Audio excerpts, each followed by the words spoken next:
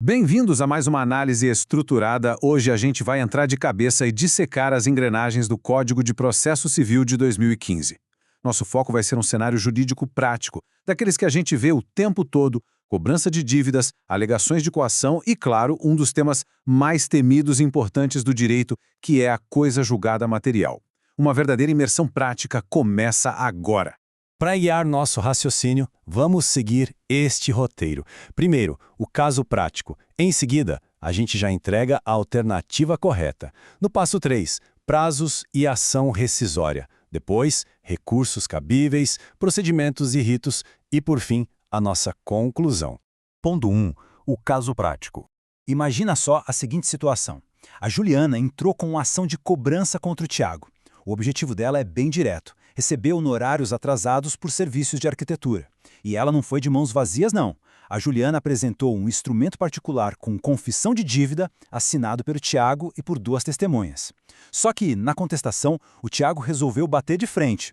No mérito, ele simplesmente negou a dívida, dizendo que já tinha pago tudo lá atrás. Mas a grande sacada da defesa dele veio antes do mérito. Ele levantou uma tese fortíssima, alegando que o documento era anulável porque ele e as testemunhas só assinaram sob coação da Juliana. Essa alegação de coação é exatamente o que a gente chama no direito processual de questão prejudicial. Basicamente, é uma barreira, um ponto preliminar crucial que o juiz obrigatoriamente precisa resolver antes de poder dizer se a dívida existe ou não. E o nosso caso de hoje traz um detalhe de ouro. Ele diz que, depois de uma instrução probatória completa, com todo mundo tendo a chance de produzir provas e com o contraditório garantido, o juiz deu a sentença. E nessa sentença ele rejeitou expressamente essa questão prejudicial de coação e, no mérito, mandou o Tiago pagar a dívida. Vamos ao ponto 2, a alternativa correta. Para não perder tempo, a gente já vai direto ao ponto. A alternativa correta é a letra A, que diz o seguinte: a coisa julgada material incidirá sobre a questão prejudicial suscitada por Tiago e igualmente em relação ao mérito do processo.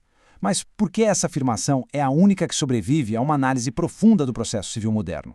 A resposta está em uma das maiores revoluções do Código de Processo Civil de 2015. O artigo 503, parágrafo 1º, simplesmente mudou a regra do jogo. No Código Antigo, a coisa julgada blindava apenas a parte dispositiva da sentença, o mérito principal. Mas agora, o CPC diz que a coisa julgada material também alcança a resolução da questão prejudicial, desde que decidida de forma expressa e incidental. Só que existem 3 requisitos claríssimos para isso. O julgamento do mérito precisa depender dessa questão, tem que ter ocorrido contraditório prévio e efetivo e o juiz tem que ser competente. Como o nosso caso fez questão de destacar que teve amplo contraditório, produção de provas e rejeição expressa da coação, a lei é matemática aqui. A coisa julgada se aplica aos dois, tanto ao mérito quanto à prejudicial. Avançando para a seção 3, prazos e ação rescisória. Vamos começar a desmontar as opções erradas. Dá uma olhada na alternativa B. Ela tenta nos convencer de que, depois que a sentença transitar em julgado, o Tiago poderia entrar com uma ação rescisória no prazo de 4 anos. E veja bem, a ação rescisória realmente é a ferramenta certa para atacar uma sentença depois que ela forma coisa julgada material. Mas tem uma casca de banana enorme aí.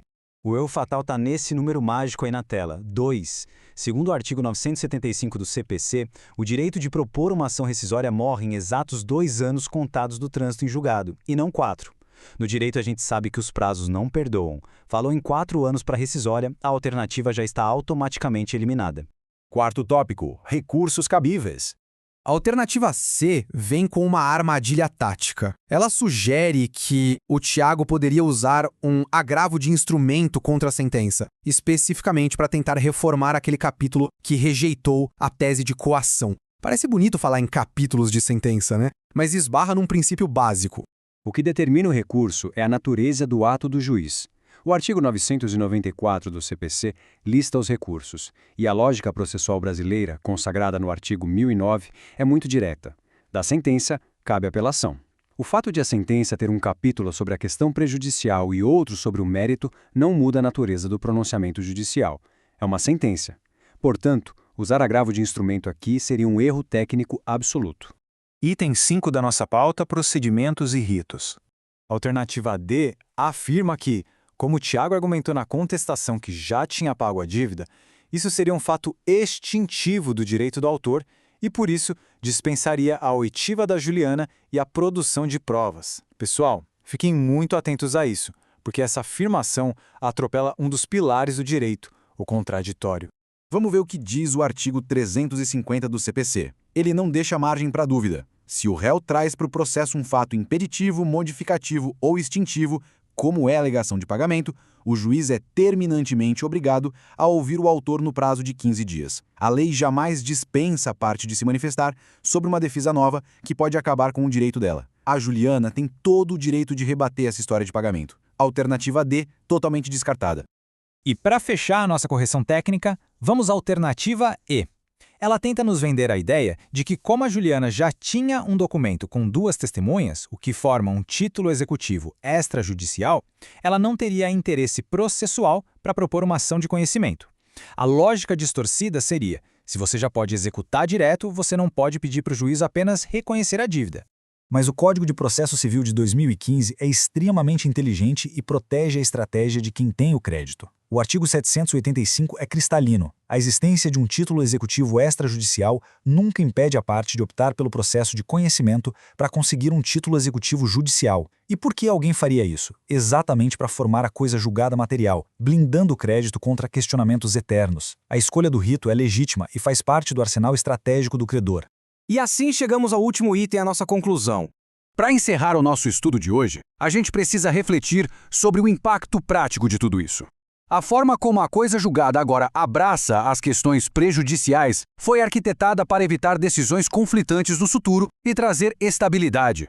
Mas a pergunta que fica é: até que ponto essas escolhas estratégicas, como optar por um processo de conhecimento em vez de uma execução direta, afetam a velocidade e a real eficácia da justiça? O direito processual não é só um conjunto de prazos decorados, é um jogo de xadrez em movimento.